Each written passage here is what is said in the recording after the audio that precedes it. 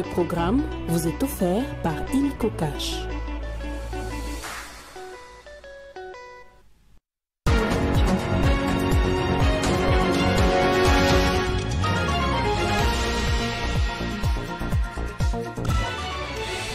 Le chef de l'État Félix Tshisekedi a rencontré hier samedi à Brazzaville son homologue Denis Sassou Nguesso. Au cœur des échanges, les questions liées à l'économie, au climat et à la situation sécuritaire dans la sous-région, particulièrement dans l'est de la RDC.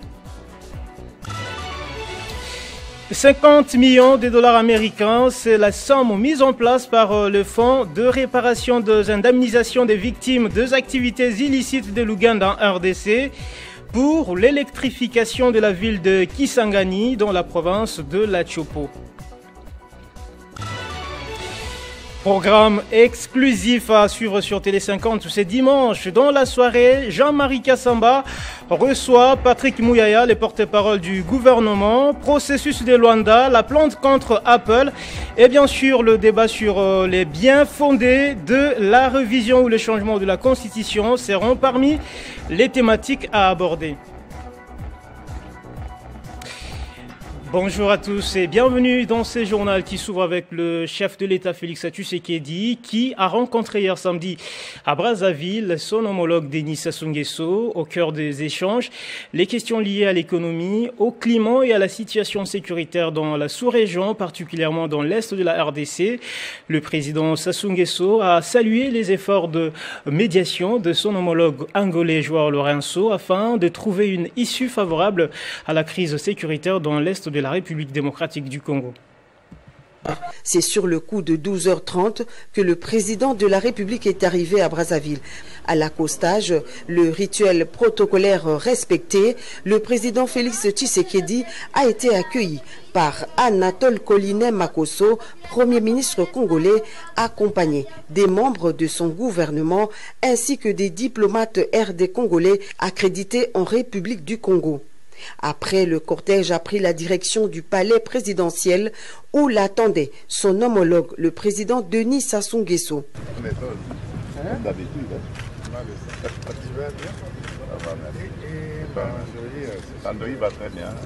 Quelques heures passées en aparté pour un huis clos au cours duquel les deux chefs d'État ont procédé à un large échange de vues sur les questions d'intérêt commun. Félix Tshisekedi Tshilombo et Denis Sassou Nguesso se sont félicités des conclusions de la 10e session ordinaire de la commission mixte spéciale défense et sécurité entre les deux pays tenue du 10 au 13 novembre 2024 à Kinshasa, des travaux axés sur la dynamique de renforcement du bon voisinage. Pendant ces 4 heures de tête-à-tête, les deux chefs d'État ont également abordé la situation qui prévaut à l'est de la République démocratique du Congo, avec un accent particulier sur l'état du processus de Luanda. À ce sujet, le président Denis Sassou Nguesso a réitéré son soutien aux efforts de médiation du président angolais João Lourenço. En outre, il a exhorté les parties à poursuivre et à privilégier les négociations en cours, une des voies dans la résolution des conflits. D'une information à une autre, en bref, les fonds de réparation de l'indemnisation des victimes des activités illicites de l'Ouganda en République démocratique du Congo, FRIVAO, vient de disponibiliser une somme de 50 millions de dollars américains pour l'électrification de la ville de Kisangani, dans la province plutôt de la Tchopo. C'est le ministre d'État, ministre de la Justice et garde des Sceaux, Constant Mutamba, qui a annoncé l'information via un communiqué rendu public hier samedi dans la soirée. Processus de Luanda, quelle issue pour différentes parties? Tshisekedi, Kagame, Lourenço, Kenyatta. Entre-temps, le gouvernement congolais a saisi la justice contre Apple qui exploiterait des minerais illicites avec le sang des Congolais, alors qu'en interne, la question de la révision ou changement de la Constitution s'écoule l'opinion. Toutes ces questions d'actualité seront abordées ce soir dans un numéro exclusif de JMK Today avec le ministre de la Communication et Médias, Patrick Mouyaya. Les porte-parole du gouvernement clôturent l'année face à Jean-Marie Kassamba, occasion de faire le bilan d'élan 1 du deuxième mandat de Tshisekedi, tout en se projetant dans le futur. Dans une avancée significative pour la protection sociale en République démocratique du Congo, l'Assemblée provinciale de Kinshasa a franchi un pas décisif en matière de couverture sanitaire. À l'unanimité, les députés provinciaux ont ratifié une convention de soins de santé avec le centre médical de Kinshasa, CMK. Le samedi 21 décembre 2024, les députés provinciaux de Kinshasa ont adopté à l'unanimité une convention de soins de santé signée avec le centre médical CMK. Cette initiative vise à garantir que les députés et leurs familles puissent bénéficier des soins de santé adéquats. Lors de cette plénière, le président de l'organe délibérant de Kinshasa, Lévi Mbouta, a également annoncé la signature d'une nouvelle convention, cette fois en faveur du personnel administratif et politique de l'Assemblée provinciale. Honorables députés, chers collègues, acceptez-vous en ces jours de pouvoir adopter la convention de soins de santé qui sont pour, merci, la convention de soins de santé avec le centre CMK en ce qui concerne le député provinciaux est adopté à l'unanimité. La séance a été clôturée par ces annonces avant d'ouvrir une nouvelle plénière consacrée à la présentation, à l'examen et à l'adoption du rapport sur la reddition des comptes. En Provence, direction Olomami, où 3 présumés voleurs des câbles caténaires du courant électrique de la SNEL ont été présentés hier samedi au gouverneur Banza Mouloumé Marmon. Il a, par la même occasion, félicité le service de sécurité de sa province pour le travail. Les services de sécurité du Olomami viennent de présenter au gouverneur 3 voleurs de câbles caténaires de la SNCC. Ces ennemis du développement ont été pris main dans les sacs avec des pièces pour les revendre en dehors de la province. Sur place, l'autorité du Olomami a félicité les services de sécurité pour ce travail et demande à la justice de dire la loi pour ainsi décourager de tels actes. Rappelons que la SNCC a déjà perdu de l'eau de fil caténaire sur l'ensemble de son réseau Kamina-Luena. Et ce mode opératoire s'est fait en complicité avec les agents de la SNCC. Ce n'est pas fini. D'autres lots importants de moustiquaires saisis à Kabondo-Dianda par les services de sécurité en destination du territoire de Boukama pour être utilisés par les pêcheurs comme filets prohibés ont été présentés au gouverneur alors que ces moustiquaires sont destinés à être distribués à la population pour lutter contre le paludisme, chose que le gouverneur a condamnée avec la dernière énergie. Il a par la même occasion félicité les services de sécurité pour ce bon travail. À partir de ces indices des moustiquaires, le gouverneur promet de frapper dur ceux qui ont vendu ce matériel destiné à être distribué aux ménages, mais malheureusement vendu aux tierces pour la pêche.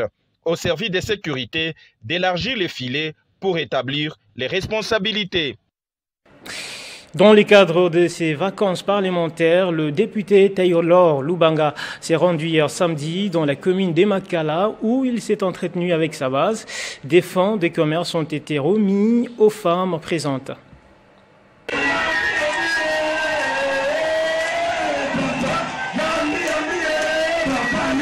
Soucieux du développement de sa base, l'honorable Taylor Lubanga s'est rendu dans la commune de Makala, au quartier Maboulou 2, pour communier avec sa base électorale. Dans une salle pleine de monde, le professeur Taylor Lubanga a, après avoir fait un rapport de synthèse sur les activités parlementaires de la session budgétaire de septembre 2024, procédé à la remise de fonds de commerce à plus de 682 femmes, dont la plupart sont de veuves, afin de les permettre de se lancer dans des activités d'autonomisation et d'entrepreneuriat. La joie a été remarquable sur les visages de toutes ces femmes venues nombreuses à cette occasion. Après la manifestation, l'honorable Taylor Lubanga s'est ainsi exprimé. J'étais effectivement en vacances parlementaires aujourd'hui ici à Makala Maboulou 2 pour communier avec ma base sur les problèmes leur faire le compte rendu des grandes décisions prises au cours de la session en cours, mais aussi raviver la flamme, je veux dire l'amour. L'amour que nous témoignons de manière, comme tu l'as constaté, de manière électrique avec ma base, pour les sensibiliser et les mettre à jour. Mais s'agissant de mes promesses, s'agissant de mes engagements, j'avais promis aux Verts que je passerai. Je passerai pour leur apporter un soutien financier à leurs activités. Leur donner non seulement le goût et le sens d'être considérés, mais également les sensibiliser sur la responsabilité, l'autonomisation, sur cette philosophie selon laquelle on ne vit que parce qu'on fait, pas parce qu'on s'assoit, pas parce qu'on est passif ou passif. Signalons que l'honorable Taylor Lubanga a déjà été à Yolo, dans la commune de Kalamou, et dans un autre quartier de Makala pour la même activité. Il promet de l'étendre dans toutes les autres communes de la Funa avant la fin de ses vacances parlementaires. Le centre de la formation professionnelle Beauté Universelle Baïklara a procédé hier samedi à la remise des brevets à plus de 40 femmes ayant suivi avec succès la formation durant 8 mois sur l'esthétique, la coiffure et la décoration. L'établissement vise à en croire sa promotrice Clara Nzeba à renforcer l'autoprise en charge des femmes et des jeunes filles pour la promotion de l'autonomisation de la gente féminine. Les détails dans ces reportages de Damaris Kayembe. Après le passage du cyclone Chido à Mayotte, l'incertitude demeure autour de conséquences, notamment du bilan humain. Des équipes de gendarmerie sont déployées dans les zones les plus éloignées de l'archipel pour apporter des vivres aux habitants en détresse. Mais dans quelle situation se trouvent les Congolais vivant dans ces territoires français? Les confrères Rodrigue Mumbere a interrogé l'un d'eux. Il s'agit de Santos Osomba, porte-parole de Congolais de Mayotte. Bonjour.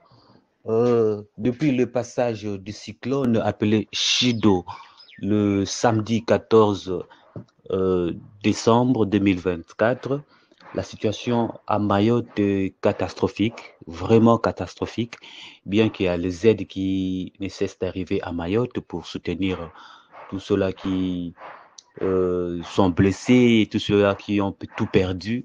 En fait, à Mayotte, en tout cas, c'est désastreux maintenant. Vivre à Mayotte en ces temps-ci, c'est vraiment vivre dans les risques, quoi. Parce qu'on a tout perdu, beaucoup de maisons ravagées, tout a été ravagé par le passage du cyclone Chido. Donc, s'il faut compter là, il y a le nombre de morts. On peut dire qu'il y a ce qui est provisoire. Maintenant, nous pouvons compter plus de 400, au-delà de 400 morts. Sauf qu'il y a là, c'est encore un nombre qu'on a pu estimer parce qu'il y a beaucoup de morts et de nombre de blessés, n'en parlons pas en tout cas. Mais du moins, du côté de la communauté congolaise, nous n'avons pas enregistré un mort, bien qu'il y ait une centaine de blessés parce que de ceux-là qui étaient dans des maisons où les toitures ont été emportées entièrement. Moi-même qui suis le porte-parole de la communauté, j'ai vécu des moments catastrophiques où la toiture de la maison a été emportée et l'on voulant fuir pour aller s'abriter chez le voisin, il y a des tôles qui s'envolaient de part et d'autre, il y a des arbres qui se coupaient de part et d'autre, donc on a vraiment risqué et Dieu merci, au moins du côté de la communauté congolaise, nous sommes sains et saufs. Donc on a enregistré une centaine de blessés au sein de la communauté, mais des morts au côté de la communauté congolaise, il y en a pas. Ce journal est terminé. Je vous rappelle le principal titre. Le chef de l'État, Félix Tshisekedi, a rencontré hier samedi à Brazzaville son homologue Denis Sassou Nguesso. Au cœur des échanges, les questions liées à l'économie, au climat et à la situation sécuritaire dans la sous-région, particulièrement dans l'est de la RDC. 50 millions de dollars américains, c'est la somme mise en place par les fonds de réparation des indemnisations des victimes des activités illicites de l'Ouganda en RDC pour l'électrification de la ville de Kisangani dans la province de l'Atchopo. Programme exclusif à suivre sur Télé 50 ce dimanche dans la soirée. Jean-Marie Kassamba reçoit Patrick Mouyaya, les porte-parole du gouvernement. Processus de Luanda, la plainte contre Apple et bien sûr le débat sur les biens fondés de la révision ou les changements de la Constitution seront parmi les thématiques à aborder. Fin complète de cette édition du journal. Merci de l'avoir suivi. L'actualité reste en continu sur votre chaîne Télé 50.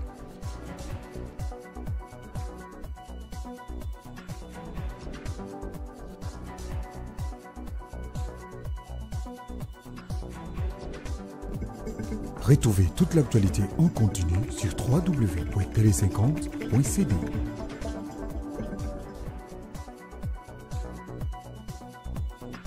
Ce programme vous a été offert par Illico Cash.